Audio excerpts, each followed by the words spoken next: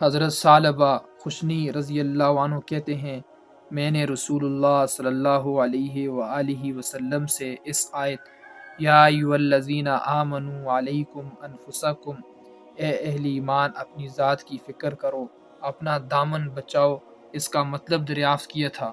آپ صلی اللہ علیہ وآلہ وسلم نے فرمایا، ثعلبہ آپس میں ایک دوسرے کو بھلائی کی طرف بلاتے رہو اور برائی سے روکتے رہو۔ جب دیکھو کہ دنیا داری کا غلبہ ہے، لوگ لالچ میں پھنس چکے ہیں اور ہر آدمی کسی دوسرے کی بات سننے کے بجائے صرف اپنی رائے اور اپنے خیال کو ترجیح دیتا ہے، اس وقت اپنی فکر کرو اور اپنا دامن بچاؤ۔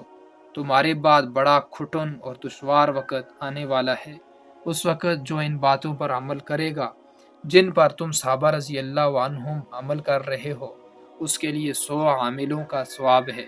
صحابہ رضی اللہ عنہم نے دریافت کیا، اس دور کے 50 عاملوں کا ثواب ملے گا یا ہمارے دور کے عاملوں کا؟ فرمایا، تمہارے دور کے 50 عاملوں کے برابر ثواب ملے گا۔